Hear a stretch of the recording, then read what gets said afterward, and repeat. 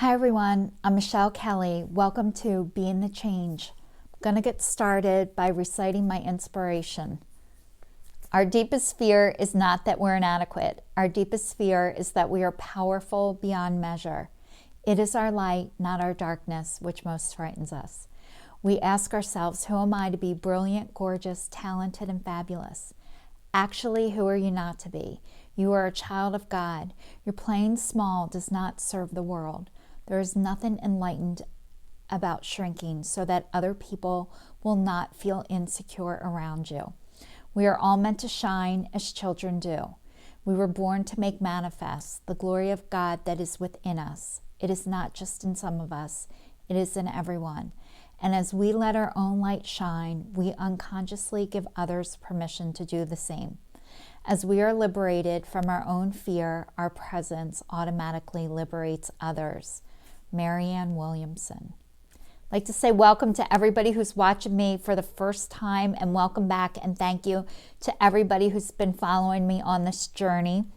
I started in 2019 stating out loud I was breaking up with fear, I was breaking up with shame, and I was breaking up with guilt, and I was going to do a weekly video for an entire year, which I was able to do for the first time in my life, is admit I had a New Year's resolution out loud and be able to follow through with it. That was huge and a miracle. And then last year it was to be more kinder and more compassionate to myself, which I was able to do and I'm still working on too. And then this year was to break up with sugar, which I'm still broken up with sugar. I am learning how to eat for the first time in my life. And that's what I wanted to share with you guys today. It's like the first time. I feel like this process and journey that I've been on, like I heard the other day, shame should have already mastered everything.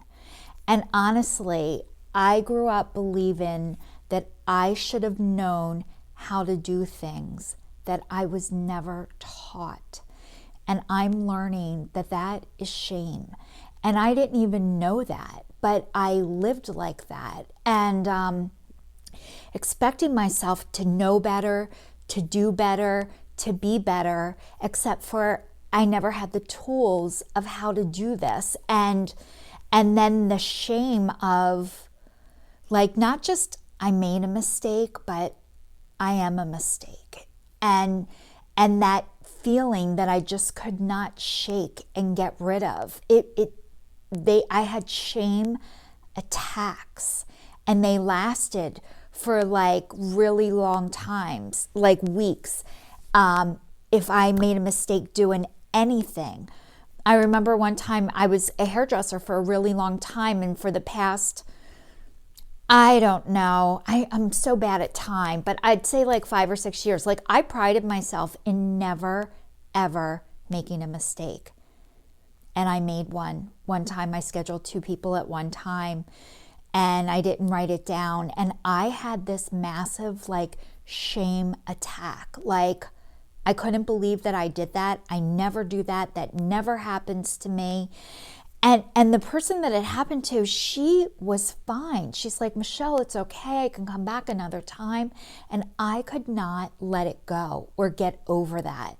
And that was shame, except for I didn't know what it was. I just knew it was this feeling that I just could not shake. And it was horrible. And I found out through doing some work, I go, and I'm going to say it out loud, I go to, it's called Adult Children of Alcoholics. And I learned I was having shame attacks and I didn't know what it was, but it was horrible, and it was happening more frequently.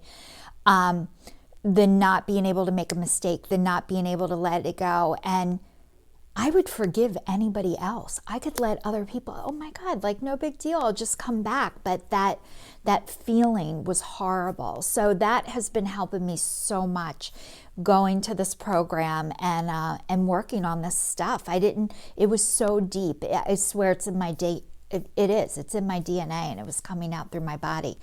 But that was the same kind of sense that I was having with my food too. Like I should know how to do this. I should know how to eat better. I should know how to be better. I should know how to do better, except for nobody taught me. So I feel like this whole journey, this whole process, me being able to talk out loud is, you know, everything that I had to learn and am learning, I had to do backwards, like ass backwards. And it's not ass backwards. I'm not looking at it that way anymore, but it was like I had to find out what not to do first before I can realize what I can do. So a lot of things, even with the food, I'm 49 years old.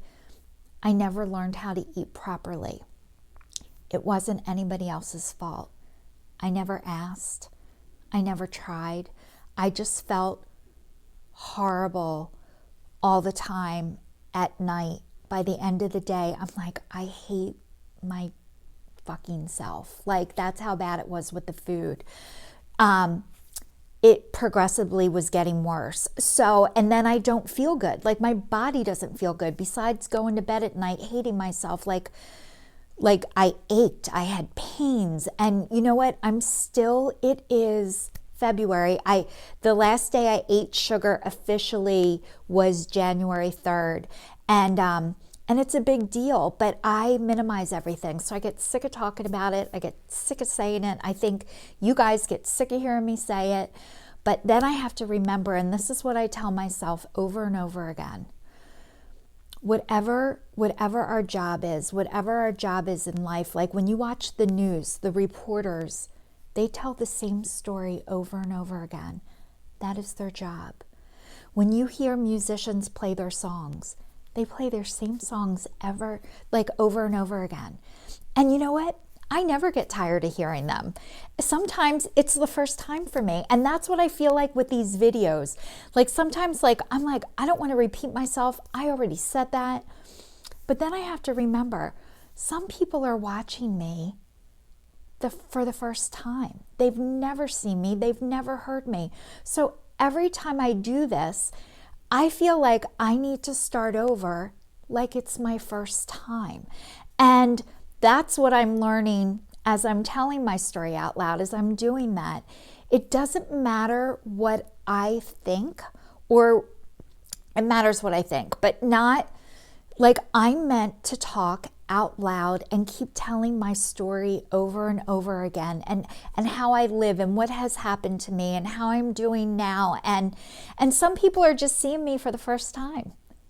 And some people have heard it a couple of times. And if you have, great. And maybe sometimes, I know me, when I hear the same thing over and over again, it helps go in. It helps me absorb it. Like, I don't always pick it up the first time or the second time or the third time or the 10th time. Sometimes I need to keep hearing the same thing over and over again. So, thank you for everybody watching me. When I do repeat myself, when I do say the same thing over and over again, if you get sick of hearing me, you get to change the channel. You get to do something different, so that's what I am telling myself when I do this, when I repeat, when I say what's going on with me. But I am learning how to do things differently. And I know part of my job, part of my life is I need not to take for granted what other people think, or think I know what other people are thinking. I need to let other people think and decide on their own. It's not my job. My job is just to show up and to tell you guys about my life, and hopefully you can relate your life through some of mine.